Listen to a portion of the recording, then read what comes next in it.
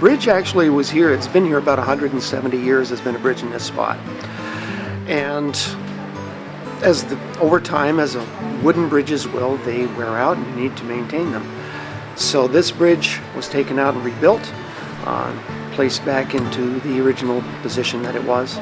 So I'm down here today to give a little history of the area, and the engineers are going to be talking about the history of the bridge. From a conservation point of view, we're charged not only with conserving the land, but with conserving our connection to the land. It connected roads and people. It connected development sites. It allowed people to transfer produce. And this site has a long, long historical connection to the working landscape. It was one of the first mill sites in the town of Charlotte.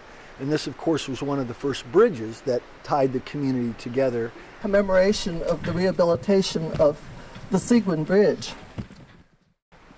Mark Sargent and John Weaver are the VTrans engineers who are responsible for the rehabilitation of the bridge. And they'll describe the repairs and why they needed to be done. And then they'll take questions. I'd first like to discuss with you Melrose Huff.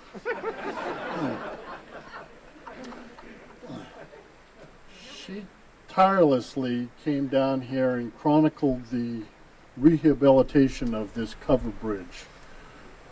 And to that, she deserves credit.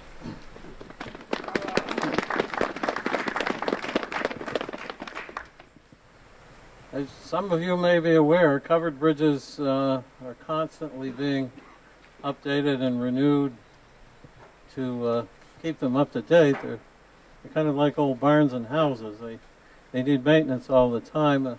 Many of them have had several applications of siding and roofing and flooring. That's pretty common for a replacement. It's a unique system of lateral bracing in the roof. You won't find it on very many covered bridges in Vermont. I've enjoyed walking through it over the years and occasionally driving through it. And I think it's great to have it restored.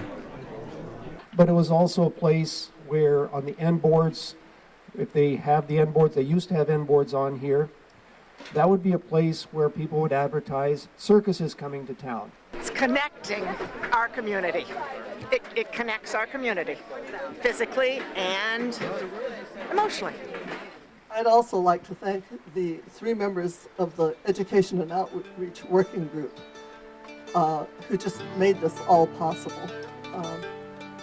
Meg Berlin, yes, Susan Blood, and Mary Van Vleck.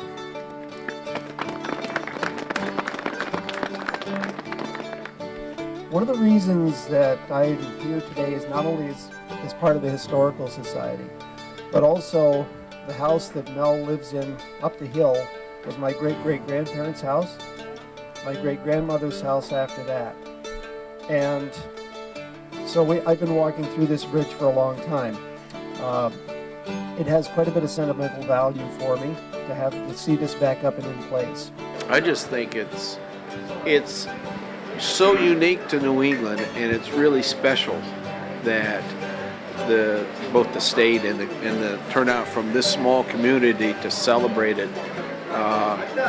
It's a heritage that we cherish. Well, it's a chance for us to gather and celebrate the restoration of this bridge, which means that it will carry us into the future, a future which is very needing of bridges. So, yeah, we're looking forward to another 100 years of this bridge.